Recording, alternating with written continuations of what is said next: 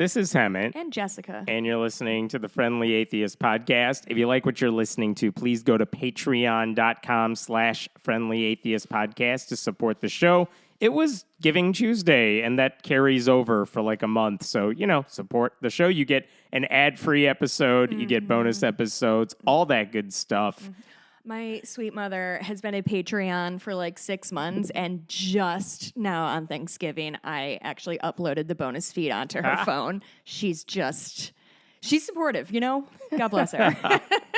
It's always nice when they realize the perks way after they become supporters.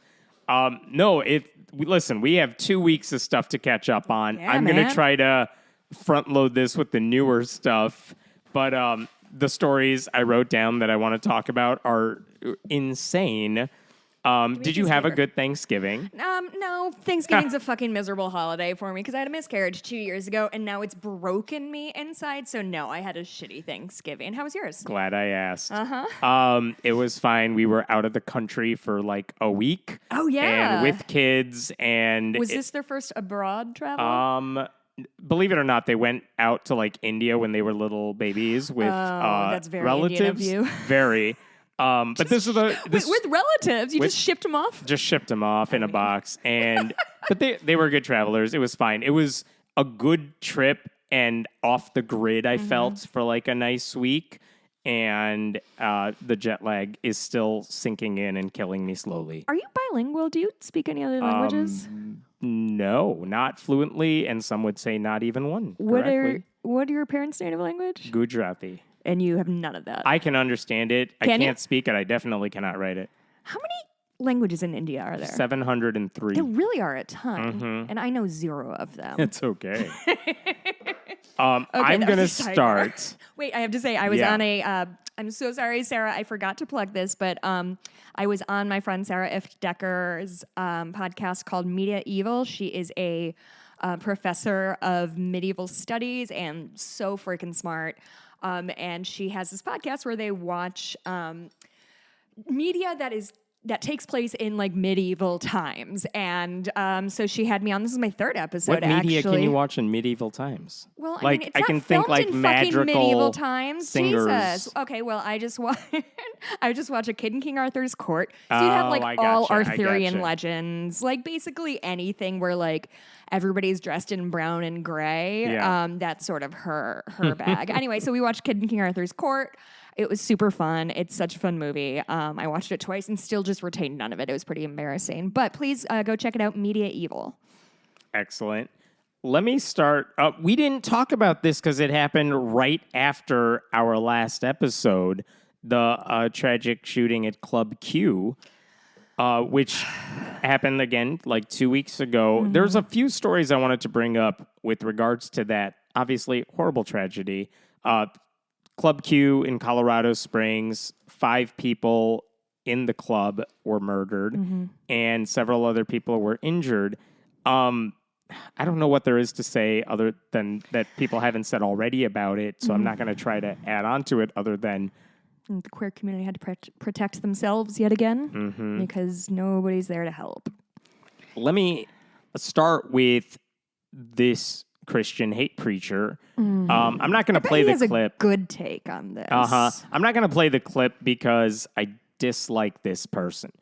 His name is Aaron Thompson. As opposed to the other clips. As opposed to other ones I could ignore. Yeah. Okay. Aaron Thompson is one of those new independent fundamentalist Baptist preachers. But days after the shooting, like, I'm waiting for them to say something evil. What I don't know is what's the nature of what you're going to say. Is it just going to be like, I don't like gay people? Is it that gay people are going to hell? I'm expecting that from these people. Or they brought it on themselves. Or that kind of thing. Anything that's victim blamey, we can rely upon them to say. So I'm waiting, and I'm like, where are you going to go with this? Because, like, it won't be good. And the answer was, he said... It's a, quote, good thing that they were murdered because, quote, they're not here anymore to molest kids, unquote. Which, by the way, of course, not a thing they were doing. If you're looking for that, go to a church. And so the thing is, I'm listening to this sermon. Fucking asshole. And I'm hearing this, and part of me is debating, like, how much attention should this get? Because I come across this all the time. I wonder about this. Oh, Aaron something? Aaron Thompson, yeah. Okay. And I should say, by the way, this guy isn't just a nobody. This is a guy we've talked about before because earlier this year, one of the people who go to his church, or at least there was a guy earlier this year who said, this is my pastor. This is the guy who like baptized me or something like that. Okay. And then this guy later got arrested because he was threatening to shoot up a pride parade, I think in nearby Idaho. This is the guy who did the shooting or the pastor? No. This is a random dude who said, sorry. I'm going to shoot up this pride parade. Okay. Police figured this out. They arrested this guy. But if you go through his social media, this guy who got arrested said, oh, this is Aaron Thompson. This is him baptizing. Oh, this is my dude. This is my dude. So it's like this stuff, it does occur in kind of a bubble because it's not like millions of people are watching going to their churches or watching their live streams. However, the reason I feel it's necessary to point out what they're doing is because they're not preaching to their choir in church. Yeah. They're hoping to get this stuff amplified in the context of I'm preaching you the gospel. By the way, I'm going to sneak in this hateful rhetoric. So I did share this online because I feel people need to know what these extremists are saying. Absolutely. By the way, it's not even different from what a ton of conservative propagandists were saying in other ways, which is that, oh, well, you invited a drag queen to this bar. This is what happens when drag queens are involved or something. Like, there's no difference between the hate you hear on Fox News and what this guy's saying in church, except this guy does it explicitly, and they just kind of wink at it he just on those other attached outlets. Actions to their words. It's a logical conclusion for what they are. If you say enough people are monsters and molesting children and grooming people, this shit is going to happen because anybody in this country can get a gun no matter what.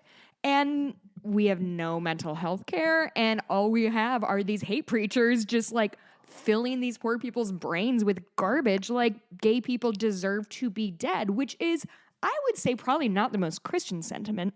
You would think, but who knows But I haven't anymore. read the Bible that many times. Right? So. This guy's circle in the new IFB movement, he's not even the first guy to say something like this because after the Pulse nightclub massacre in 2016, his colleague Roger Jimenez made headlines for saying that the real tragedy at Pulse was that more of them didn't die. Is this the same guy? Nope, Different guy. I dude remember in the that. same cult. I remember that that quote pretty vividly.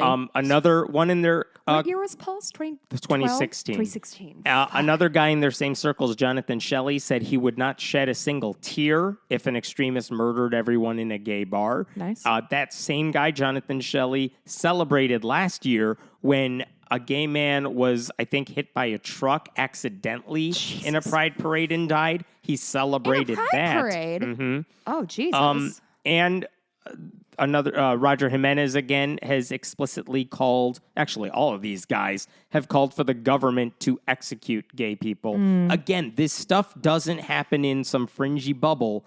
This is what they say behind closed doors to their friends, but then live stream on YouTube and Facebook for a lot of other people. So you just have to know what they're saying because there's no way to explain to people this is what the other side is doing. This is what they're saying. They're all in the same conservative bubble. I'm sure there are plenty of conservatives who are like, oh, of course, I would never go that far. Well, what do you think all the anti-trans, anti-drag, 100%. anti-all of that stuff, when you're saying like you can't have drag queen story hours at a library, what do you think the subtle message is underneath that to the people? When you say they're hurting children, that's not even a it's subtle not message. subtle. It's literally them saying these people are grooming our children, Right? Because they have makeup on. And when you say that to a crowd of people whose like baby is their gun, it's like, what do you think is going to happen? The only thing these pastors are doing are connecting the dots everyone else is laying down. So there's that guy. Let me go to someone who's less thought of as crazy, but still crazy, Jenna Ellis, who is a Christian lawyer She's a Christian who happened Ellis. to be a former Donald Trump lawyer. Oh. So this is not a fringe person at all. Okay. This is someone who was in the White House working with Donald Trump when he was the president, and now she's just a conservative Christian doing whatever show she does. Here's what she said about the shooting. The people killed in the nightclub that night, there's no evidence that they were Christians. Assuming they have not accepted the truth or affirmed Christ as the Lord of their life, they are now reaping the consequences of eternal damnation. So this is what's on her mind. It's that, you know what the real tragedy is about the Club Q massacre? It's not that a massacre died. happened. It's that I don't think these people were all Christian. By the way, she doesn't know that either. Oh, God, no. She's just like, well, if they attended a gay club, or if they were gay or trans, well, then clearly they are not part of my group and they're suffering more. Can you That's not an extremist. No, it's that's not. one of the normal conservative Christians. And her belief, by the way, is shared by the evangelicals who live next door to you, too. Yeah. Because they're just sort of like, have you ever had the experience when you're like, oh, I know this person pretty well, and then all of a sudden, like, you notice they have a Confederate flag tattoo or something like that, and you're like, oh no, it's too late now. This is something we talked about when it comes to talking to college students. When I was part of the Secular Student Alliance, this came up every now and then, where it's like, if you're talking to a room full of Christians and you ask them, like, oh, you have a friend who's a different religion from you. Hey, Christian dude in this crowd, I mean, do you think your Jewish friend here or your Muslim friend is going to hell? Because they're not accepting Christ. That's kind of the whole point here. Right. And the answer is, oh, yeah, I do. And this is somehow news to the friend. It's like, all we're doing is putting your beliefs out in the open instead of something you just apparently keep internally. I mean, truly, it's always been about saying the quiet part out loud, right? Like, that's truly, I think, the difference in the last, say, 5 years, so since the onset of the Trump of it all, is that people stop feeling the need to filter because there have been no consequences for this kind of hate speech except for the people who are murdered by somebody spurring them on with their hate speech. Yeah. So, yeah, you guys are doing great, Christians. Definitely, Jesus is going to be fucking stoked about this particular maneuver. Nice work, gang. Yep, rolling in his grave right now. Rolling around that fucking boulder. God Yes. damn it, that could have been funny. Not even close. Nope. So this is here. All of this builds up to a bigger issue I wanted to talk about, which is what happened at Focus on the Family. So Focus on the Family, of course, conservative Christian ministry founded by James Dobson, rabidly anti-LGBTQ. Totally. But if you're saying, look, this massacre occurred in Colorado Springs, what should we blame for what happened there? A lot of people were just mad at Focus on the Family. Didn't have any direct connection to the massacre, but they were like, if I'm trying to find something to focus my rage against, it's the people who spread anti-gay hate. Yeah. So Focus on the Family's headquarters, a couple of people, basically went to the Focus on the Family headquarters a day or two after the massacre, and they graffitied messages on the sign outside the headquarters in the same city of Focus on the Family. The graffiti reads, "Their blood is on your hands, 5 lives taken." And underneath the sign, kind of on metal placards resting against the wall, it's a Bible verse that says, it's 2 Corinthians chapter 11, verses 14, 15. "And no wonder, for even Satan disguises himself as an angel of light. So it is no surprise if his servants also disguise themselves as servants of righteousness. Their end will correspond to their deeds." Which I thought very well. I mean, if you're going to pick a Bible verse, Sure. that's a good one, saying even the bad people think they're good. Yeah. So right on there. So here's the question that I want to bring up, because I was thinking about this for a while. My gut reaction was, this is a dumb idea. don't vandalize, focus on the family. You're going to let them be victims. Right. And who are you helping when you're doing this? Because now they get to play this card like, look, we of course we condemn the murders, but why are you coming after us and destroying our property? Because you didn't condemn the murders, if I remember correctly. So the president of Focus on the Family, Jim Daly, put out a statement after the vandalism occurred. Here's what he said. We recognize the community is hurting in the aftermath of the reckless and violent actions of a very disturbed individual. This is a time for prayer, grieving, and healing, not vandalism and the spreading of hate. We'll come back to that. He also said later, the families of the 5 individuals killed in Saturday night's senseless attack are in our prayers. We urge everyone to pray for peace, and we also pray for the individual or group responsible for this mischievous and unwarranted defacing of our ministry's property. So, part of me was like, yeah, I mean, of course you're going to say, let's pray, let's pray, let's pray. You're not going to do anything else. Before I get to his statement, let me backtrack a little bit. Who did the graffiti? According to one Twitter account, which didn't have a huge following, but it's called like Colorado People's Press, they publicized the incident with pictures suggesting like they're on the spot when this happens. And they said this was the work of the Front Range queer community. I should say, I did a quick Google search. I don't think that group existed before the Club Q massacre. I think it just formed in the wake of it. Front Range? Front Range queer community. I guess like they're on the front lines of this stuff happening. And all I know about it is they released a statement that was also included in a tweet, basically saying that the mass shooting that occurred at Club Q was no accident because this is a city steeped in homophobia, transphobia, and white supremacy. Colorado Springs is? Colorado Springs. They also said Focus on the Family is a group with a, quote, desire to rid the world of all queer people. And they cited the group's support for anti-trans legislation, conversion therapy, and falsified research, which they have a lot of. So even if the Twitter account or in the Front Range queer community, even if it's anonymous, even if it's not them. Yeah, somebody did it. Somebody did it, and they're not wrong. Colorado Springs is a haven for white evangelical Christianity. I mean, this is where the Air Force Academy is, Focus on the Family, a lot of Christian publishers. Gotcha. This is a place where homophobia is preached, where transphobia is preached. The white supremacy I can't speak to, but it's baked into the Christian evangelical world. And it's true. Like, Focus on the Family does not say, yeah, it's fine if you're gay. No, of course not. They have spent their entire ministry for decades trying to say there's something wrong with you if you're gay, that you could fix it as if there's something to be fixed. So the letter isn't wrong. The letter isn't wrong, but like my dude with Focus on the Family is not getting the fact that this is a result of your rhetoric. If you keep pumping people full of bullshit that gay people are coming for your kids and gay people are doing this, that, or the other, of course somebody is going to snap. Like, this is what we saw all through the Trump presidency. Like, you cannot keep stoking fear into a population before somebody who doesn't have it pulled together but still has access to guns is going to do something and like even this. If the shooter didn't say, I'm doing this because of Focus on the Family. You don't pick a gay nightclub on accident. Right. And it's all part. Focus on the Family may not support the violence, but they're part of the same system that feeds into those lies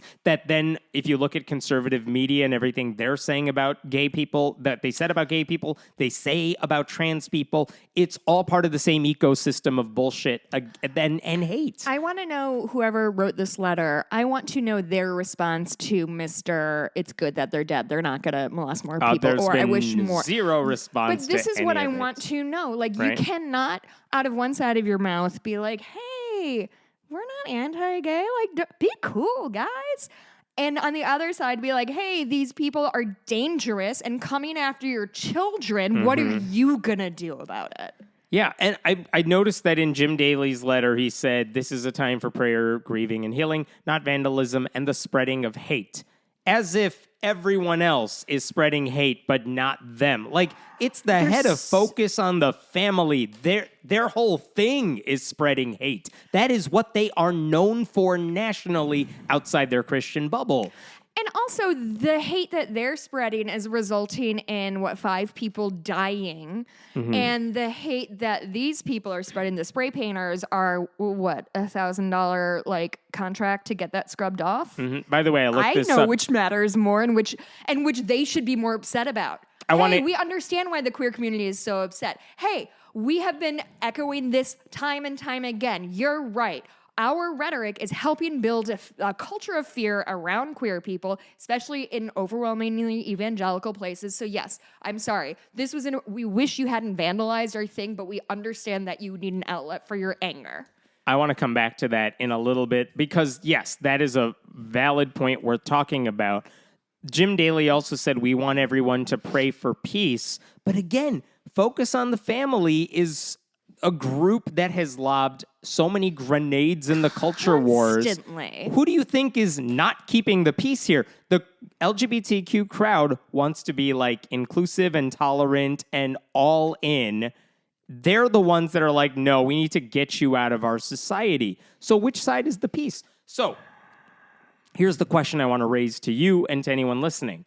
And I do have an answer to this. So here's the rhetorical question. Was the vandalism a good idea? And I asked that question about the vandalism because, again, my first instinct was to say the vandalism is wrong. It's going to make people sympathize with a monstrous organization. And I think it also detracts from the role groups like Focus on the Family may have played in the national rhetoric against LGBTQ people. You think? I worry about that. And also, by the way, one thing he said, I didn't quote this. He also said this in a statement. Focus on the Family is privileged to be one of many organizations in our city positioned to help and support the needs of struggling individuals and families. Who, after the Club Q massacre... Wait. Give me context. Yeah. He said, we're here to help. So he is courting survivors to come to Focus on the Family. And could you please go ahead and reread that last part? People who are... We are here to help and support the needs of struggling individuals and families. He just said struggling. He didn't say how, but... Let's say he's saying you just suffered through a tragedy. We're here to help you. He doesn't care about that. Who do you think from Club Q or their family members are saying we're struggling with the massacre? Don't even give him the benefit of believing that he's Who's going to go to Focus on the Family? I cannot believe you're giving him the benefit of the doubt that he's implying that they're struggling with PTSD or whatever. Yeah. He's obviously saying if you're struggling with your sexuality. Don't be naive. So, not a great statement. But the other reason I'm like, maybe the vandalism was a bad idea, it's that it's like looting a random store in the middle of a riot, because the obvious reaction from the outside is, what did that store owner ever do to you? He's not the right target for your anger.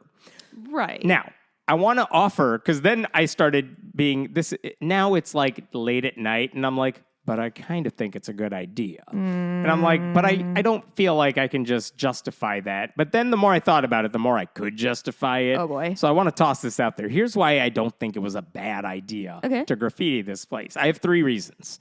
Okay, reason 1.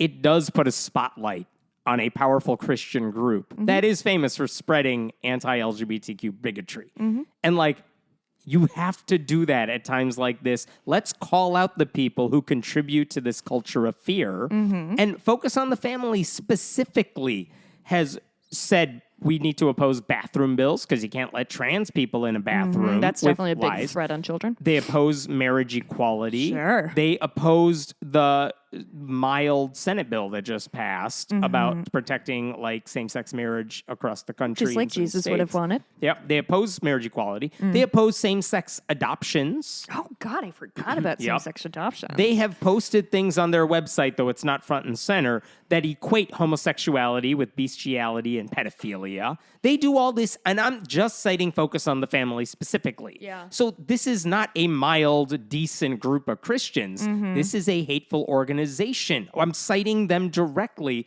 and their whole ministry is giving evangelicals the tools they need to make the lives of LGBTQ people objectively worse. Truly.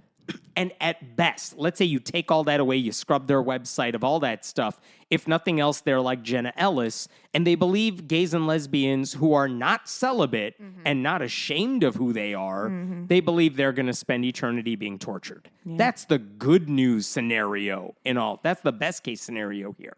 They also, by the way, believe trans people are lying to themselves and don't actually and exist. To all of us. So nothing symbolizes white evangelical Christianity in Colorado Springs or anywhere else more than focus on the family. So if you want to make a statement against the harm caused by white evangelicals, there is your target. Yeah. And I wanted to quote one commenter at the website, Joe My God, who said it well. That's the first place I saw it. The sign wasn't defaced. It was edited for honesty. Funny. Okay. Number 2 reason. Here's why I thought it might be justified. The graffiti, this is something you pointed out. The graffiti is relatively harmless. You can clean this up. It's a minor inconvenience at best. This isn't arson. This is not arson. It's a minor inconvenience for an organization that took in, guess how much money in 2021 according to their financial statements? $17 billion. Close. Really? $131 million. Jesus They'll be fine. Also, no focus on the family. Staffers were harmed in the making of the message. And again, it's not threatening. It's not threatening. And more importantly, the injury, in big quote fingers, to focus on the family is insignificant compared to the actual murders at Club Q. Yeah. And I was thinking, have you seen those headlines in the news about the climate activists who have thrown soup or paint on works of art? Oh, yeah, I ignore those things. So I do too. I roll my eyes at them sometimes. They don't seem especially helpful, but I don't know. Yeah, well, here's the thing. The point they are trying to make, because I've rolled my eyes. People who glue their hands on a shit? Yep. Okay. It's very easy to roll your eyes and be like, what the hell are you doing? What point are you trying to make? And I will. Yeah.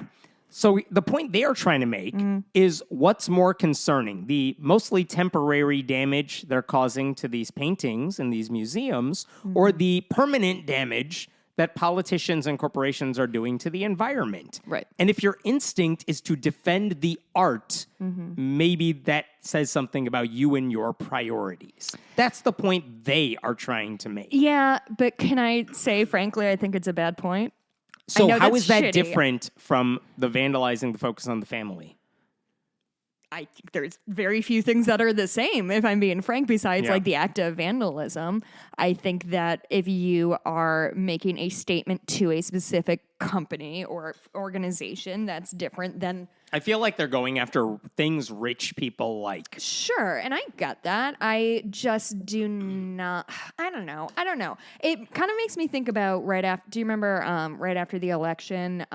when Hamilton was huge, and Pence attended and people booed him in the audience. Well, they did a speech of, hey, we know who's in the audience. We want to tell you that we have concerns about blah, blah, blah, and was not attacking or anything, but was just saying, like, hey, we're here and we see you. Yeah. I feel like this is kind of on the same line, but I had an argument with my mom about, like, that wasn't the time or the place for him to do that. I'm like, what would be the time or a place? What's the time or the place to talk about, focus on the family's involvement in the hate? But I don't know. Maybe an unfair analogy. I guess I would say that, no, I don't know. I don't know. I get what they're saying of like, oh, if you're more concerned about this than that, like that's on you.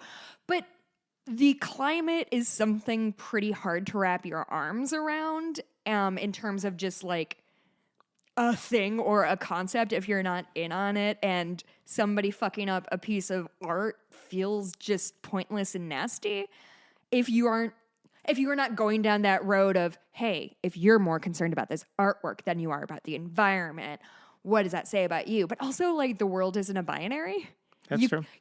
I can be frustrated that a treasured work of art, which, listen, there's fucking loaded shit in there with who gets to be a great artist, quote unquote, and it's white dudes, right? So all of it's fucking messed up. So what you're saying is you're totally on their side now. I just think like this sort of false binary that they're setting up is not amazing, and I don't know. I don't have a better idea. I would rather see them like vandalize Bezos' super yacht. That to me is like, yeah, fuck yeah. Do that. Write shit on his big white yacht. I assume it's white. Aren't all yachts white? It's like a giant dry erase board up there. Here's the third reason. Oh. That this graffiti might be defensible, which is that nothing else seems to be working right now. Christian nationalism is on the rise in the Republican Party. Twitter's allowing anti-LGBTQ stuff to spread. Facebook's always done that. Right-wing propaganda outlets keep running segments to provoke outrage against trans people. Even mainstream media outlets, The Atlantic, The New York Times, have published these irresponsible, poorly researched pieces that make it harder for younger trans people to get the support they need. School boards are getting taken over by right-wing activists who want to ban books that portray LGBTQ people in a positive light or any light. Senate Democrats still won't pass the Equality Act because that would require getting rid of the filibuster. So all these calls for love and unity and tolerance, it's not enough to counter the fire hose of hate coming from the religious right and their conservative allies. So if 5 people are murdered in an LGBTQ bar, it's like, what the hell else can you do? Yeah. It's not that the graffiti on this sign is going to suddenly change minds. I feel like it's an act of frustration from people who have tried to do things the right way for years and years, and they're only seeing things get progressively worse. MLK said riots are the voice of the unheard. Like, this is what is going... and this is in defense of the people who threw soup on a painting or whatever, the people who are doing this understand that we are in a climate emergency. And the wheels of government simply turn too slow and nobody's willing to move them forward. They just want to fucking take them backward. My metaphor got away from me. But regardless, what are we, like you said, Here's what what else? I would like. What else am I supposed to do? Since Focus on the Family wants advice from me, here's what I would suggest. Here's what I would like to see from them. Other than just stop everything, shut down, change your beliefs. Sure. I think here's what they could do. They could say, you know what, we're going to focus elsewhere. We're going to remove the anti-gay stuff, anti-LGBTQ stuff from our website. We're not going to offer those resources anymore. We're going to shift even though we still believe this stuff, we're not going to have those materials or support them. What we will do is put all of our efforts behind adoption, which is a thing they also support and also work towards. But this time they're going to say, here's what I would like for them to say. We're going to make sure kids who need a home, whether you're a newborn or a foster care kid, we're going to make sure you're in the home of a loving parent. And even if those parents who are qualified, even if they include same-sex couples, single people, whatever, we don't care. We're going to help you find a loving home because that's what the kids need. Imagine if they said, we're so pro-life that this is what we're going to dedicate ourselves to. Do you know how hard it would be to criticize them for that? I wouldn't be able to. And I wouldn't be able to. Here's the thing is, we're not here to find things that are wrong with Christianity and shine a light on them. I'll do These that are the later. glaring things. If genuinely, if Focus on the Family tomorrow was like, hey, we're done with the anti-gay shit. We're done gay bashing. We'll leave that to Jenna. We'll leave that to our close personal friend, Jenna. We're only going to focus on doing good works in our local area, finding homes for foster kids and kids who are in need of adoption. It would be a win-win for everybody. Oh my God. It's like saying Franklin Graham taking the lead on this sort of effort. It's like, stop it. You're making yourself look good. I know. They would never do it, though. They won't do it. They are going to complain about spray paint more. They want to do that more than they want to help other kids. I don't think it's that they want to help anybody. They just want to keep doing exactly what they're doing and not be questioned. There's 131 million reasons for them to keep doing whatever it is they're doing. Oh, my God. How long do you think it would take us to raise $100 million for this podcast? 2 days on podcast if every listener gets their act together. Bullshit. If every listener gets their act together and gives us $100,000. Giving Tuesday. Giving Tuesday. Yes. I want to be clear. We're not a nonprofit. I want to be very clear about that. Do not try to write this off on your taxes. We're not a nonprofit. I spend my money on wine and rent. Yeah. And I steal the wine. Let's talk. Here's some good news for a second before anything else. The census came out yesterday in England and Wales, and there was some shocking new information. This is the 2021 census. The results, part of this results came out yesterday.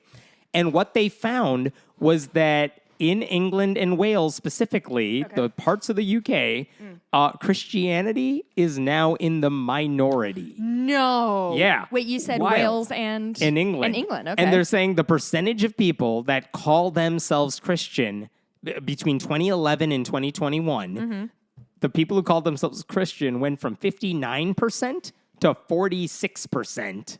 Wow. They're in the minority. And during that same time period, the no religion crowd, our people, plus weird superstitious people, went from 25% to 37%. Huge jump up. So Christians still outnumber the nuns and everybody else, but all the rest of us who are not Christian are outnumbering them. That's fun. That's a fun little twister-oo. Absolutely wild. And one of the things, one of the reasons this is important isn't just because if you look at a graph, you could just see these two lines on the verge of crossing, but they just haven't yet. You just see the Christian line going down Right. and the no religion going up. And it's just a question of like, when are they going to cross? That's wild. But this is wild because in the UK in general, Christianity still has so much power. And what this census result has done is it gets people talking about like, why does Christianity have so much power in our country? Yeah. Because the Church of England is still like the official church. Bishops in the Church of England get like seats in the House of Lords. I don't know if that's accurate. I hope that's accurate. There's compulsory Christian worship in public schools. That's a thing they do. I do. It's genuinely one of my favorite things in the world that England has like the Church of England. Yeah. And most British people are like, no, thanks. Right? I'm good, When you have a actually." national church, most people are like, yeah, I'm good. No, I'm okay. Which is why there's- I think, hear me out, we should implement a natural. If What we made it a national Christianity What in if the U.S., we made Unitarianism the national religion of the U.S.? then nothing would change because no one pays attention now. Yeah, but wouldn't it be cool? It would be better than Right? Like, than the unofficial think it would- Christian nationalism religion we got going on right now. I don't like that at all. Yeah, is and the thing. there's also religious programming on public television in the UK. There's chaplains in hospitals, prisons, and the military that are overwhelmingly Christian. By the truly- way, humanist marriages, like performed by humanist chaplains and stuff, still not legally recognized in England or Wales. So all of this Wow. Christian traditional things that are based upon this idea that we're all basically Christian. Yeah. It's like, I don't think you are anymore. Oh, that's so funny. And by the way, I should point this out. The way the census asks people this question about religion, here's what they do. First of all, they make it optional. So who's going to answer? The people who are very invested one way or the other. Gotcha. And it says, what's your religion? Just open-ended? It's multiple choice. Okay. But what's your religion? As if You necessarily religion have a is religion. the default. So it's yeah. what church do you go to, not do you go to church? Right. Imagine if they said, are you religious? If so, what religion are you? Because then you'd have even more people saying they were not religious. But because they say, what is your religion? Oh, well, I was raised Christian, so I'll just say Christian. Like a lot of people, I'm sure, did that, which means these numbers that are devastating for Christianity and really good for the non-religious crowd And the rest are of the world. actually underestimates. Like, it should actually be way more skewed than it really is. Like, who knows? Interesting. Humanist UK pointed out, like, so people are asking Humanist UK, like, so what happened? What's Yeah, going what's on going now? on here? Here's part of their statement. We think this has occurred because scientific explanations of how life came to be are nowadays pretty complete. At the same time, some religious groups have found themselves increasingly at odds with public attitudes on issues such as sexual orientation, the role of women in society, and abortion. Some have experienced sexual abuse scandals. I'm on board with all of that. I mean, the church has definitely shot itself in the foot on Sure. pretty much everything. There's also more resources than ever before for people who question their faith, no matter where you are. These trends are not ending yet. Honestly, I just watched a show called Inside Man. It was like a mini series starring David Tennant and Stanley Tucci, who are wonderful. I did not like the show, but David Tennant played a vicar in his like little British town. And it was very interesting to like listen to him because in this situation, I guess vicars in general, like you can be married and all this stuff. You're not celibate.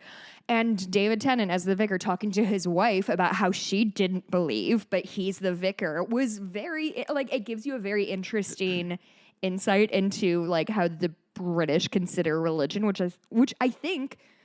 I'm probably speaking out of turn, but feels a lot more private and personal than, say, Christian evangelicals in the United States. Hey, the stuff is changing.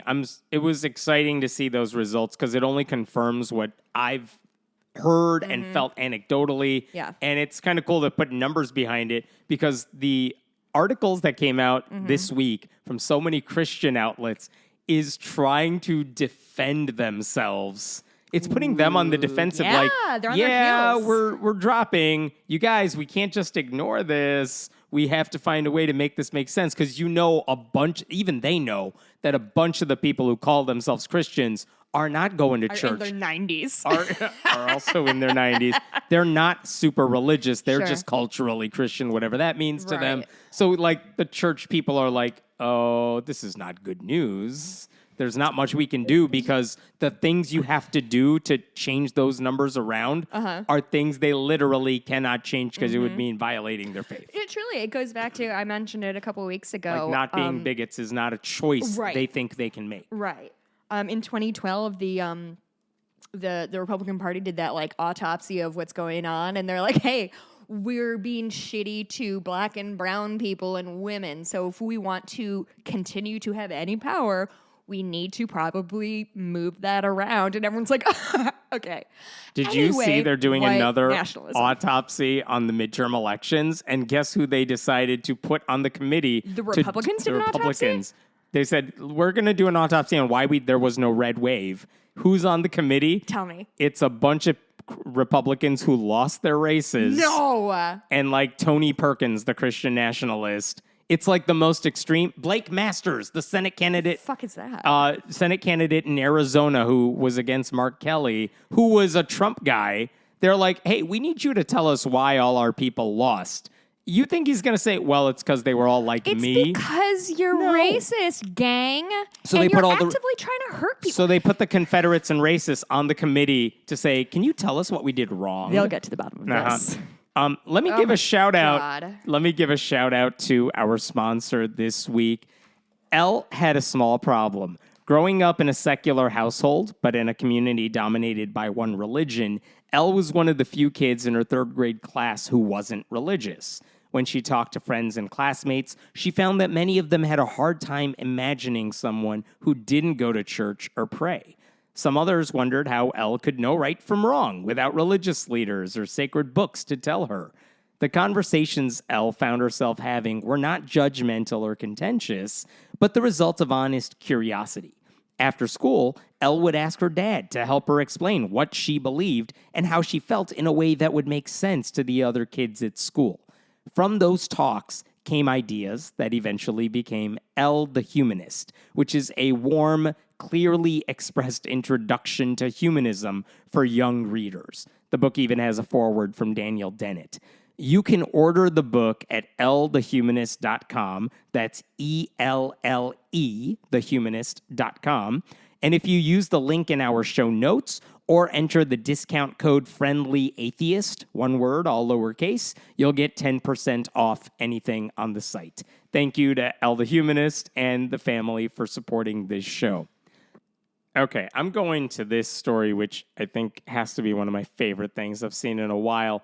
There is a city in Alabama called Tuscumbia, and this coming weekend, they're going to have a secular Festival of Yule being celebrated there. Can I just sit with Tuscumbia for a while? You may. I love that. It's really fun to say. Hey, everybody listening, just say Tuscumbia out loud. While you are doing that. So for years now, Tuscumbia. like over a decade, they've hosted a Charles Dickens themed celebration called cute. It's a Dickens Christmas, y'all, which involves like horse-drawn carriages and pictures with Santa and old-timey costumes, like very cool. This year, that event will take place on December 10th.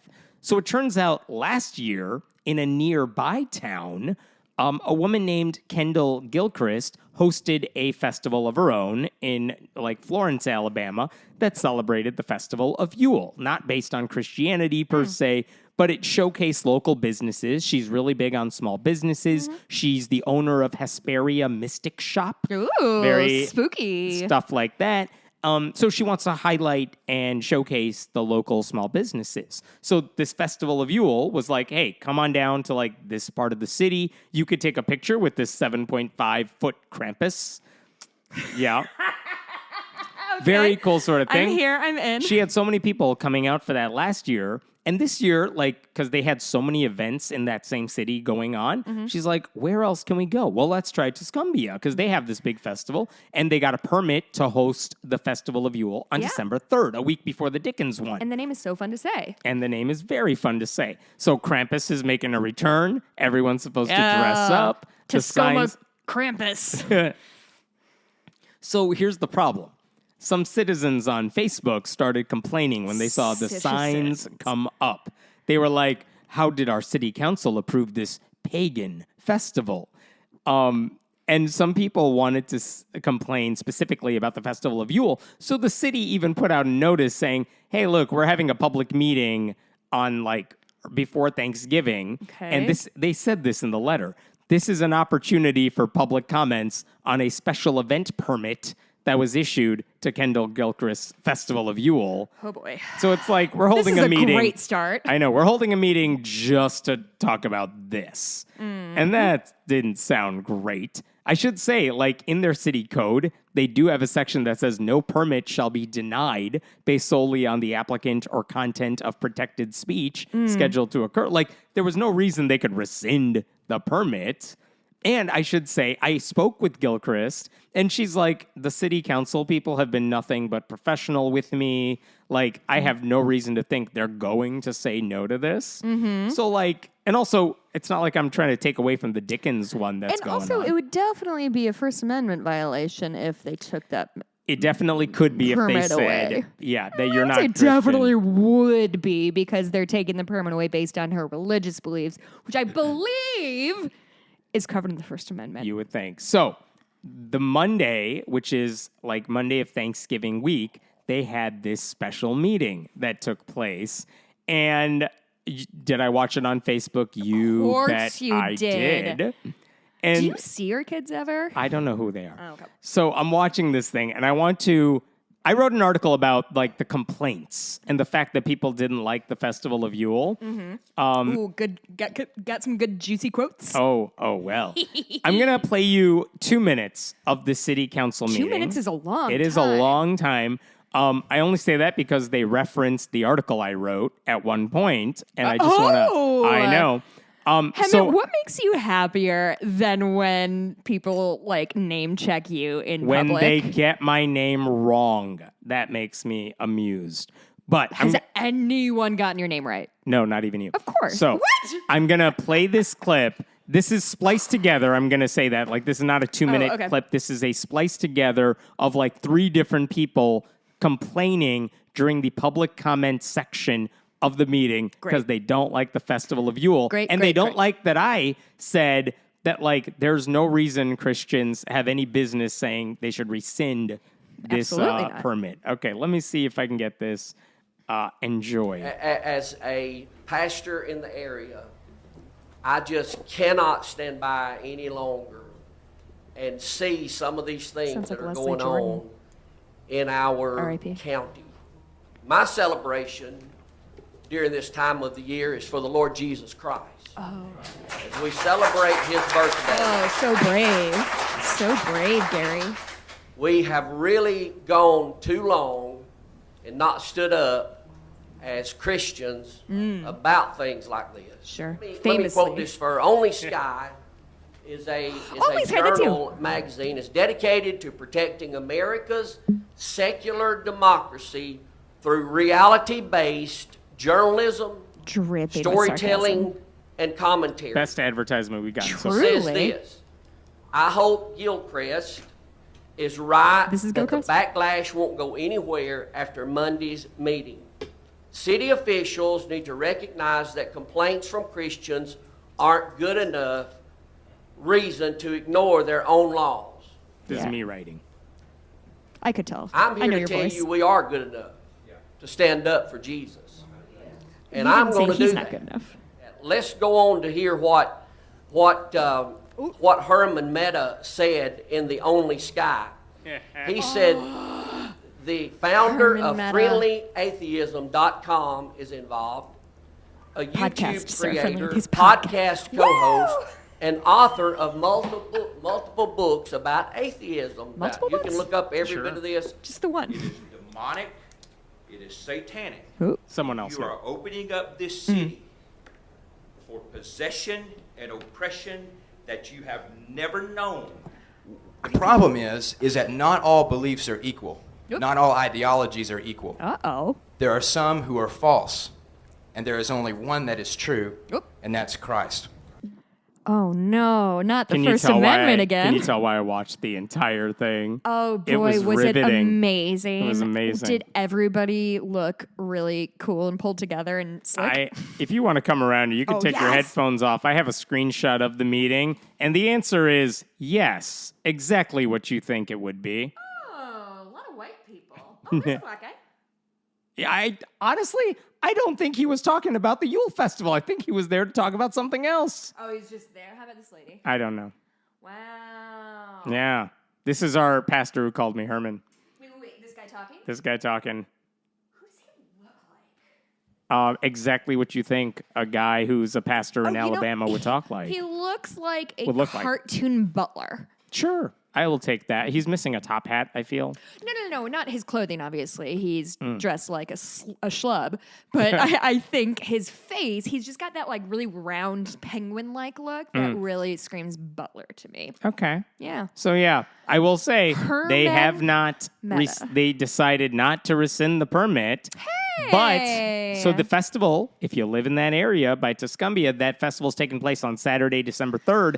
There is some fear that there will be protesters around there, but those are on their Fear own. or It has- tingling with anticipation. Yeah, I'm very curious Love how a that'll go. protester. We'll see. So congratulations to that's- Kendall Gilchrist for doing this and for the city council for not going back on what they were supposed to. I mean, they did what they were supposed to do. Yeah. They haven't backed down. I hope it stays that way. Congratulations to you for being Thank you. Thank you. in the mouth of yet another asshole. My- They just love saying your name wrong. You should. I think I get a little more joy when those crazy hate preachers mention me because it's like living rent free in their heads. 100%. But this guy doesn't realize that he was giving us, Only Sky, free publicity. Sure, and because he read the whole. He went to the tagline. About page and he's like, these people think, oh, they like reason and Boo. atheists. I'm gonna Oh read this my to everybody. They're God. gonna. Yeah. Oh boy, that's really. Could somebody? Hey, it's me, Jess. Could somebody please find all of the ways people have mispronounced Hemon's name and throw them into a supercut for me? Because I would fall asleep listening to that. My Herman life. Mortal. Close enough. This is a scary Your name is situation. pretty fucking phonetic. You would think. It's and all of yet, the letters said the way in the order. You would think. And yet, Hemond. close enough. What? You No, say it is. That's You how I- fuck you. that's Don't- how I say it. Don't call me racist. All right. So let's talk about this scary thing in Bangladesh. Oh, boy. In 2015, there was this spate of murders, assassinations against atheists and people connected with atheists, the Shit. people who were writing about it in books and blogs, and like it was effing scary. Because part of it was the government wasn't taking it seriously, it seemed, because you had these atheists getting murdered in their homes and their streets because they were public about it. And then the government was like, we'll look for the killers. Sure, we will. And one of the top most, of our list. the one that kind of started this all off, the first of the murders, was a guy named Dr. Avijit Roy. He was at a book festival in Dhaka, Bangladesh, and as he and his wife were returning home, these assassins got to him. Fuck. It's similar to like what happened to Salman Rushdie, who was speaking at a festival, and a guy just kind of rushed the stage. Yeah. Well, these like 2 or 3 guys rushed them as they were walking out of the festival. Fuck. And like basically they used a knife and they got this guy. They got his wife too. She survived the attack, but that was the first murder. Later in the year in 2015, later in 2015, I believe, they got the guy who published his book, who I don't even know if he was an atheist, but they got the publisher, and basically it was horrific and awful in every way imaginable. And it wasn't until like 2019 that any of these people were charged with murders for any of this stuff. Let me go back for a second. In 2021, 5 men were sentenced to death for the murder of Avijit Roy. Okay. And like they were sentenced to death. I don't agree with the death penalty, but there you go. And in the case of the publisher, 2021, 8 men were given the death penalty in association with his murder. 8 men were in on it. Again, this is part of a terrorist cell. And they're just targeting atheists? Yeah. And it took years for any of this to happen and international pressure for the Bangladeshi government to do anything. Now, I'm just going to skip ahead here. 2 of the men who have been sentenced to death, and I mean, when's that going to happen? I don't know. But 2 of them are also caught up in like other crimes. Oh. So a couple weeks ago, they were being transported to like another court for another hearing for a different crime, even though they're sentenced to death in this one. I don't know how it all works. No, that's how it works here anyway. You get But apparently, triad problem. as they were in police custody and heading to the courtroom, their buddies, who were still on the streets, basically hijacked the motorcade in a sense and got their 2 buddies free. Holy shit, this is an organized situation. Yeah, according to an article, men on motorcycles attacked police officers escorting the prisoners to court in Dhaka by spraying something in the officers' faces before whisking the convicts away. Other accounts that I read said the men were only handcuffed and not shackled by the legs, which suggests these police were not taking them seriously. That is what I was going to ask. I know very little about Bangladesh, except for that it borders on India. Do you know anything about the culture? Like, is it a very, very religious country? It is. But again, this is one of those things where it's like... Is it a corrupt country? Every country in that area has its corruption problems. Sure. But it's like... Okay, the whole pressure that was put on the government was people are being murdered for their religion, even if this is a Muslim nation. What are you doing to stop it? And finally, they seem to take it seriously. But clearly, these guys who are given the death penalty are not being secured enough. So how seriously did they take it? They're not being treated as a serious threat. And now the question is like, well, now that these 2 guys have escaped, what are you doing about it? Are you going to find them? Are we now going to see the answer nobody? Nothing? I don't know. Are we going to see a resurgence of assassinations against atheist writers and others? There's no real answer. The government, I should say, issued a, quote, red alert at its borders. They offered a reward of about $10,000 American dollars, which is a lot there, several times the annual income for any information leading to the fugitive prisoner's capture. But as I'm writing this, as I'm saying this, there's no movement. I don't think they've been caught yet. But it's... Maybe not a high priority. It's frightening, yeah. Their irresponsibility really scary. puts a lot of religious skeptics in question, which is frightening. Yeah, I really kind of thought we were sort of past that phase of like atheism, of people are going to assassinate us for not believing what they believe. I thought that was a little more... Yeah, it's frightening that this is happening at all, and yet... I guess I'll have to cancel all of my travel plans to Bangladesh. Yeah, I would definitely do that. The Asian capital of... I don't know, what's Bangladesh known for? Dhaka? Sure. Oh, I see what you're saying. Like, they make a lot what of are they known there, for? don't they? I don't know. Do a lot of weaving in Bangladesh. Why do I think I know that one's this? off my radar. Jessica, stop making things up. There you go. Let's talk about BYU. They're in the news this week. Why are they in the news this week? Get this.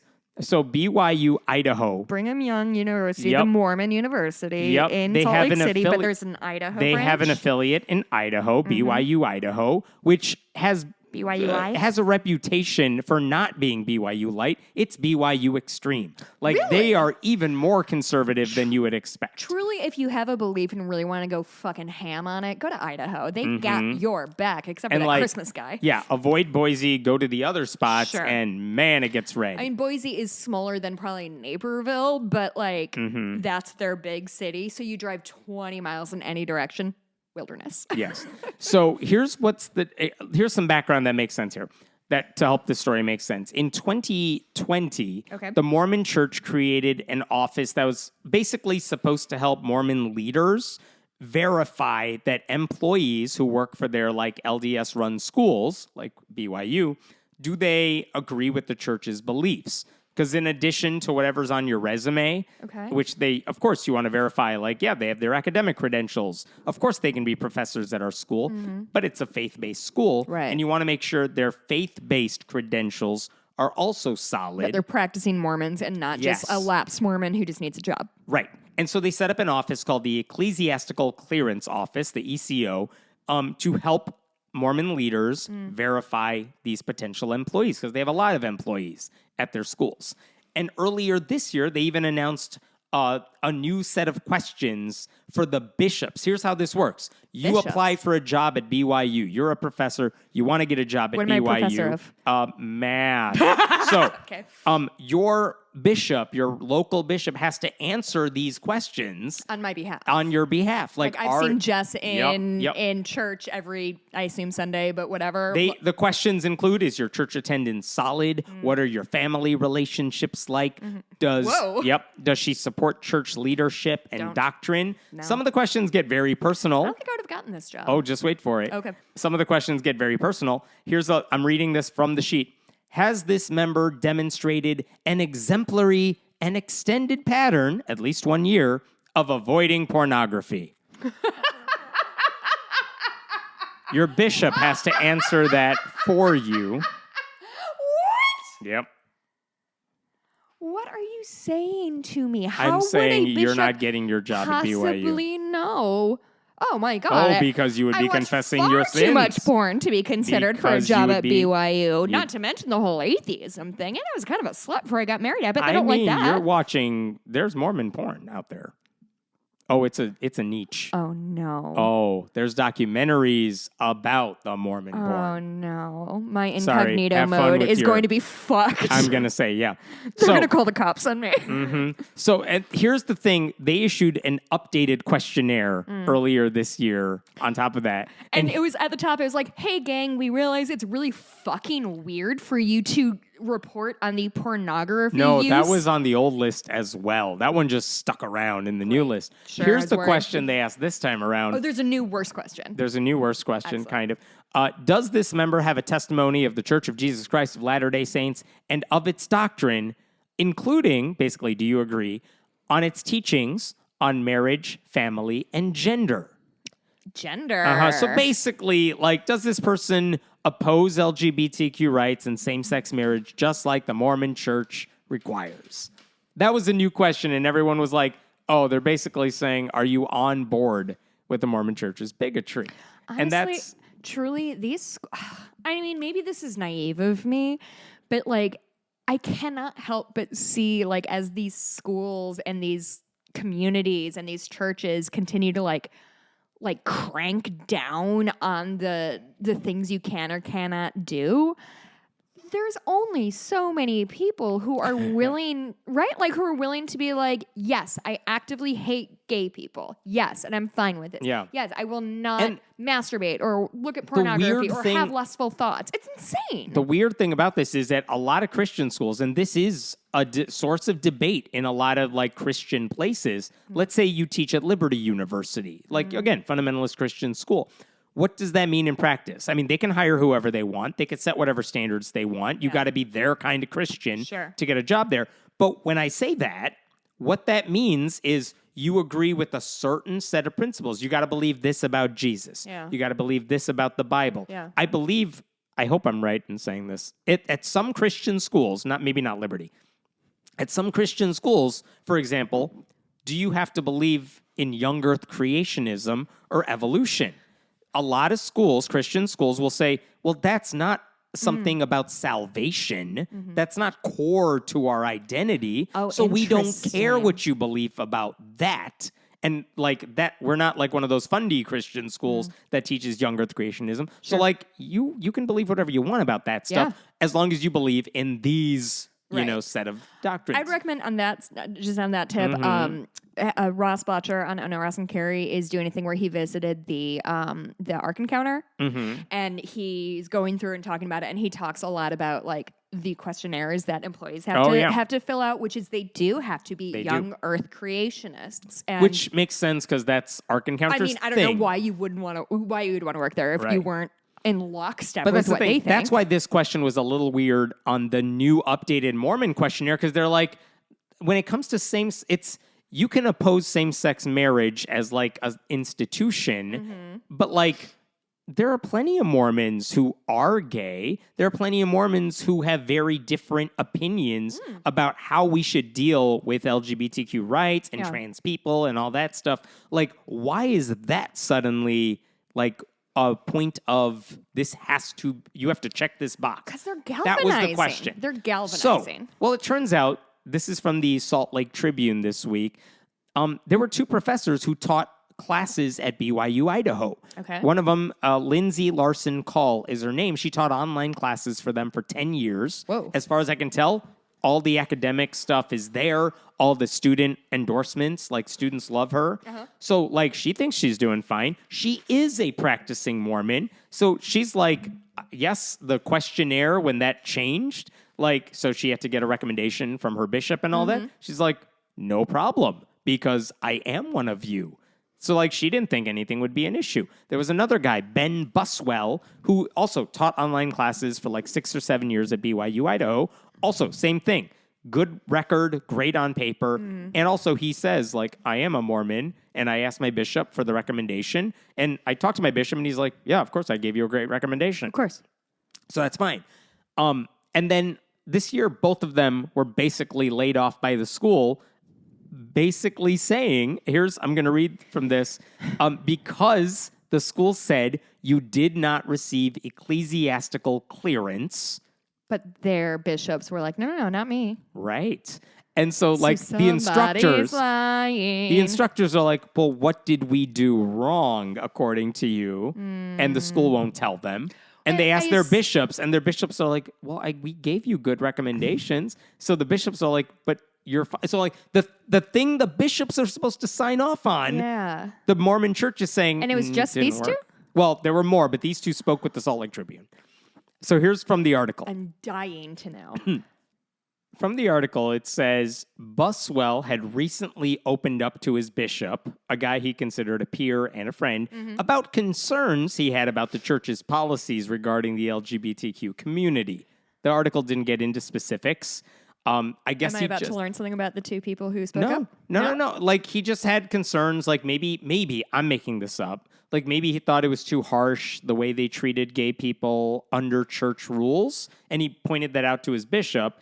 But the conversation they had ended with Buswell telling his bishop, I feel confident I'll figure it out, and it's not a big deal. Like, yeah, I have these concerns, but I'm sure the church is right on it, and I just need to get to that place. I'm just not there yet. Is he suspicious of his bishop or of the church? No, there's no suspicion. Okay. He's questioning the church's stance on LGBTQ people, and he's like, hey, bishop, the church said this. And you think that the bishop somehow conveyed that to the people of like, he's not rabidly anti-gay. So the conversation had been fresh on the bishop's mind. The bishop told his congregant when he had completed the form. So he told me, this is Buswell talking. So he told me, I said, Brother Buswell has expressed some concerns about the issue, but that, quote, he is honest in his desire to understand the Lord and will come to the right decision on this.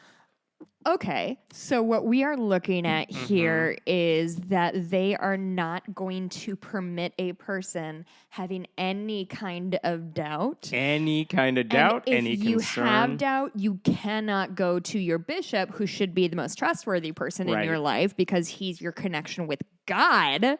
Yep. But if you don't actively hate gay people enough, and if you're not going to walk, again, in lockstep with everything the church says, then get the fuck out of here. And this is why I don't think that these kind of colleges are going to be around for another generation. Right. Or they're just going to get so, like, I guess, incestuous. It's just the same, like, 20 families. I should point out, schools like BYU are a lot more lenient with the students, not by much, but a little bit with the students, than they are the professors. The professors have to walk the line. The students can be a little more flexible, but not by much. But again, the point is, you're right, this guy expressed some doubt, but then even told his bishop, I'll get on the church's bigotry side on this eventually. Just give me some time. Which isn't a great answer either. But the bishop is like, yeah, I'm sure you will. And I will, what should I do on this recommendation? Well, I'm going to tell the truth, which is, yeah, he was a little concerned about that, but he's on our side. He'll get there. Don't worry about it. I give him a great recommendation, and BYU let this guy go. Now, BYU will not say that's the reason why. I have a question. Yeah. Did they let him go, or is it like a contract renewal situation? No. They said, you're gone. Okay, interesting. What about the other woman, Yeah. Call? In her case, she said, this is her talking, because they won't tell her why she's been let go either. Of course. She said she wasn't shy about raising concerns in faculty meetings about the curriculum and how it treated LGBTQ issues. Specifically, she pushed back in one instance when there was a video that theorized that mothers contributed to same-sex attraction in their children. Basically, why are you gay? Well, it's because of something your mommy did. Like while she was pregnant or while she was raising you? Either way. But That she's doesn't like, matter. that's not true. That's nothing? That has nothing to do with anything. Why are we telling students that? So and how by is the that way, helpful? And how is that getting me closer to Jesus? she also said, by the way, that taking that position, that your mom had something to do with it, that goes against what the church's own website says. No. Which is that it doesn't take a position on the causes of same-sex attraction. And she said to the Salt Lake Tribune, that was 5 or 6 years ago.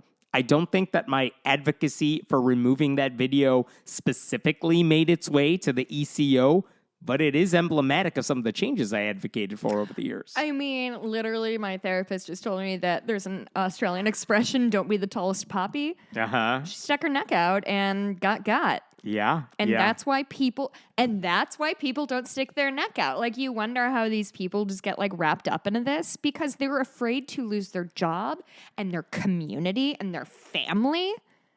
These people have there's no difference between this and a cult. There's absolutely no difference between this and a cult. Because what cults do are socially isolate you, tell you that you are lesser than and you need to do this to be better. This is the social isolation is so dangerous, and we don't pay attention to it. If you all of a sudden find yourself in a bit you get a job at BYU, and all of a sudden 3 years later, you're like, oh, weird. I don't talk to my old friends anymore. All of my friends are Mormon and are reinforcing this sort of homophobia nonsense. But then what? Now these are all my friends, and this is my job, and this is where I live. What am I going to do? Quit my job? Yeah, it's very hard. I should say a few years ago, a BYU-Idaho professor was fired. Forget this. They went on Facebook, went on their personal page where the settings are private, only my friends can see what I'm posting here, and said that she didn't believe homosexuality was a sin. Uh-oh. Word got back to BYU somehow. Gotta be careful. One of your friends is taking screenshots, and she was fired after that. I thought, well, that's messed up that you can't even say this in private. Embarrassing for It them. is. But I'm I get that. She opposes the beliefs of the Mormon Church on this particular matter.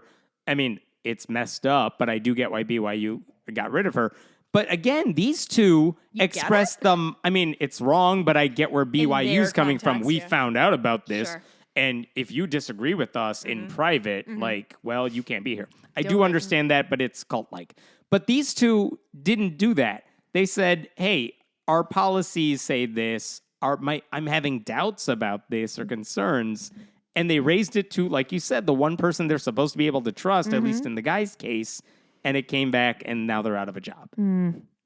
That's messed up. And I mean, who do you blame for this? You can blame the Mormon Church, sure. The Mormon but Church. How many people are still working at BYU? The snitch who turned that one woman in. That is honestly my number one target. I'm coming for you, Unless you're snitch. like Ted Cruz's wife's friend. Like, don't do that.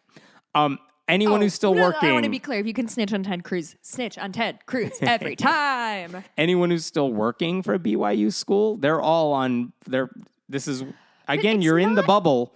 I know you can't really quit your job. Thing to deal with is like if your employment is right. That's what. Listen, I watch a lot of cult documentaries, and you know that about me. And the number one thing is at some point they're like, well, my housing, my friends, my relationship, my family, my job, and my community, my kids' schools are all wrapped up in, say, the Mormon Church. I have no way out of this except for blowing up my entire life and my kids' lives and my partner's lives and the lives of the people immediately around me. These people get so deeply sucked into this that there is no way out. Obviously, there's literally a way out. They could run away in the middle of the night. You're asking them to do a lot. You're asking them to give up everything that gives them support, their community, their money, their home. It's hard. Be mad at Mormon leadership at all levels. Yeah, like the people who are, watch Stay Sweet, keep praying, pray and obey, or whatever that is. That's it. One That's last story for you here because it's just weird. Little history lesson here. In 2006, the journal Science, they published a chart showing the acceptance of evolution in like 34 countries. So Iceland, for example, is overwhelmingly, they believe evolution is true. Well, it's because they have those Icelandic horses there, which are the peak of evolution. So they're like, we did it. When you're surrounded by like glaciers and stuff and you see them melting. It's hard to miss. You have mountains everywhere. Like, evolution, you get it. Denmark, Sweden, all very accepting of evolution. Your basic Scandinavian countries. The reason this was in the magazine is they're like, where's the United States on this? Oh. Of all the, and again, of the 34 countries, we were 33. Granted, a selected choice here. Who was 34th? We'll get there. Oh, boy. So we were 33 because only 40% of Americans accept evolution. I was going to guess 40. At the time, I think another 40% said it was false, and a bunch of people had no idea. So that was the reason that article was there. What was the lowest one on the list? Turkey. Where they said only like 25, 26% accept it, but like more than half say it's false. Honestly, I think I read this report in 2006 because one of my good friends is Turkish, and I think he would have said, because I'm like, oh yeah, it was Turkey, right? Yeah, it was Turkey. And one of the reasons Turkey is at the bottom of the list is because there's one dude who's like an insane creationist in Turkey. Really? And his name is Adnan Oktar. Okay. And Oktar has been this creationist preacher in Turkey. He's been doing this for years. And like back in mid-2000s, he wrote a textbook called The Atlas of Creation under a pen name. Oh, boy. And it was like this big, giant book with all these illustrations. And like you could tell it was expensive to make. And it was even more expensive to send to all these people around the world. Shipping a big book around the world? It would have been insane. But this guy, he's been very effective. In 2017, Turkey removed evolution from the nation's science classes entirely. Well. Okay, but it turns out he's not just like the Ken Ham of Turkey. This guy is Ken like... Ham is such a stupid name. We don't talk about that enough. We don't. Go ahead. He's also, Adnan Oktar, is also like running a weird sex cult. Uh-huh. They always end up in sex cults. Again, as somebody who reads or watches a lot of docs, always ends in sex cults. Of all the various sex cults you could be running, this guy's sex cult is weird. Weird on the range of sex cults. Weird on the range of sex cults because, so like, I think Vice... I'm not going to ask what you think a normal sex cult is, because I think that would really get into situations we're not happy with. There's a documentary on Vice, which is on YouTube right now. You can watch this, like, search Adnan Oktar, Oktar's name, and you will find, like, his weird sex cult video where this reporter was like, I want to talk to the women because some of you... He's like, our women can't speak. Really quick, like, he surrounds himself with an army of virtually identical... He's like Hugh Hefner, but the women are even more identical than that. He calls himself a feminist, which of course upsets Turkish Islamic traditionalists because, that's not okay. Affects everybody who's an actual feminist because it doesn't sound like he's actually. He said he has over 1,000 girlfriends because there is a, quote, overflowing of love in my heart for women, and also because he is extraordinarily potent. He says that. No man who has ever bragged about his sexual prowess has been any good in bed. Well, that's science. I'm telling you, watch this video because the reporter's I'm not gonna watch this video. Oh, you should. She's like, I kind of want to talk to the women. Like, are they okay? Are you? And of course, he's like, they're thriving. Yeah, and then they're all there, and it's like talking to 7 robots, and it's just creepy because, like, I just want to talk to normal people, and none of them are. And she's like, are you all here on your own free will? And they're like, yes, I am. Then the music starts they all playing. Not in unison. And then the music starts playing, and they all start doing a weird, creepy dance. Like, oh, yeah, the music. I'm going to start dancing now. Were they in unison? Kind of. It was creepy. It was creepy. I love a creepy dance. But wait, it gets worse for this guy. No, it doesn't. Because in 2018, Oktar was arrested on a bunch of charges. I'm going to read from an article in a Turkish news source. Are you ready for this? Mm-hmm. According to the detention warrant, Oktar and his followers are accused of forming a criminal organization, sexual abuse of children, sexual assault, child kidnapping, sexual harassment, blackmailing, false imprisonment, political and military espionage, fraud by exploiting religious feelings, money laundering, that's a very specific violation of privacy, forgery of official documents, opposition to anti-terror law, coercion, use of violence, slander, alienating citizens from mandatory military service, anti-terror, insulting, false incrimination, perjury, aggravated fraud, smuggling, tax evasion, bribery, torture. I call it tax evasion. Illegal recording of personal data, violating the law on the protection of family and women, and violating a citizen's right to get education and participate in politics. All of that. Shit. He was a busy boy. Yeah. And I should say, the president of Turkey, Erdogan, is like a dictator and doesn't like this guy. So people are like, this is a political witch hunt of sorts. Real Clash of the Titans situation. But, like, so part of me is like, well, it's Erdogan, and this is like like the president going after a powerful guy in his country. Right. But also this guy isn't worth defending. Anyway, last week, judges there was a mistrial. He got sentenced, and then they said it was a mistrial. Well, now they got a new verdict. And it turns out Oktar, in total, was sentenced to 8,658 years in jail because he's the head of the cult. My 8,658 years. I mean, I wouldn't have gone past 8,000 myself. I thought that was that's harsh. overkill, I'd say. Can I actually, this is a thing I know a little bit about. Can I talk a little bit about like why sentences are like this? Yeah. So like the 8,000 thing, I remember being a kid and hearing somebody got like 200 years in prison. And I was like, what the fuck are we doing life here? sentences. Like, what are you saying? Yeah. Essentially, when you see really egregiously long sentences like this, it's because they have sentenced him individually on each charge, which just protects the government, protects whomever put him in jail to be like, okay, well, if this got overturned, like you said, mistrial, a technicality, we still have these 80 other charges that we have against him that still stand. So, okay, it's going to go down from 8,000 years to 7,000 years. Fine. What we don't want it to go down to is 2 years. Right. So and sometimes if they do like 4 life sentences, even though you only need 1 life sentence, it's because there were 4 victims and they all deserve their charge and their sentence. Again, you kill 4 people if you got brought up in 4 individual murder charges. 1 could be dropped for whatever reason. Shit happens in trials. So it's just a security of making sure that these people stay in jail. I should say, it should not be ignored that one of his, they call themselves kittens, one of his kittens said she and the other women were repeatedly sexually abused and forced to take birth control afterwards. Police, like when Plan they... B?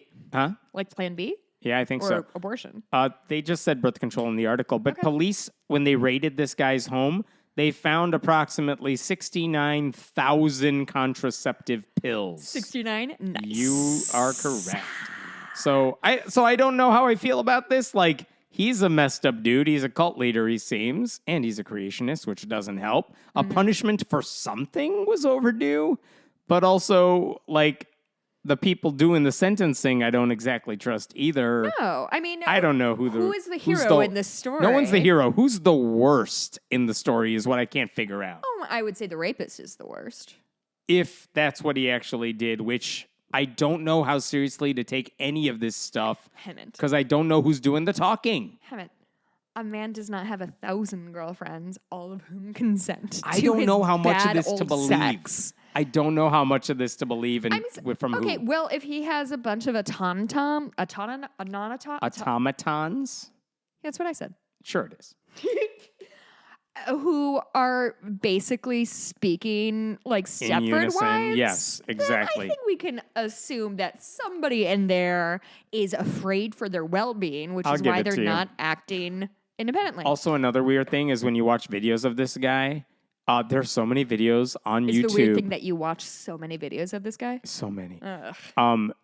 Every video of this guy on YouTube is him with a side profile sitting in a chair while one of the Stepford wives, while one of the Stepford wives does a weird little dance in front of him. Do you have it up? No, I don't. Okay. Well, show it to me after we record. Sure. She just does a little dance for him, and he just sits there stoically and watches. He's not. Wait, why is this video being taken? I have no clue. It's literally just him sitting quietly. He's not talking to camera. Yeah, it's like a lap dance, but is no one's touching each other. Nope. Is she? What's the clothing situation? Trying to be sexy. Okay, but covered more or less. Yeah. Like is she's not naked. Nope. But is she doing like sexy kind of, but not really? And he's just sitting there watching. And what am I supposed to get out of this? I have no idea, but there's like a dozen videos of just that. Now I'm intrigued. And even in the Vice documentary thing, that's like 20 minutes, when they talk to this guy, again, you never see his whole face. It's just the one side. It's weird. Wow. That is fucking strange. And with that, I am done. Good. I had to pee so bad. Have fun. I'm going to just wrap it up here first before I do that. For our bonus episode. So because we're recording on a Wednesday night, Hammett is one episode of Survivor ahead of me. Mm-hmm. And so we're not going to talk about that tonight because I don't trust Hammett not to spoil shit for me. Because I literally texted him today about one of the contestants and his response was, "What about her?" I'm like, oh, okay, that means they hella got kicked off because anyway, so I would love to tell you a story, two stories actually that happened this past week to me. Okay. That have to do with the barn cats at the Hansen Center. Okay. They are both very interesting and weird fun stories. And they, spoiler alert, both have happy endings. Okay. It just really rocked my world. And also I saw the movie The Menu. And I would love to talk to you about it. And if anybody has seen it, I would love to talk to you about it. And then I have some shows I've been watching that I'm going to pitch if we run out of time. Excellent. All right. You know where to find us. Please go to patreon.com/friendlyatheist podcast to support the show. Mom, I'm still on Twitter. I don't know. I'm at Hammett Meta on Twitter for another, 3 minutes. Mom, the next episode should be the bonus episode. If it's not the bonus episode, just shoot me a text. I'll help you out. You can find me on Twitter.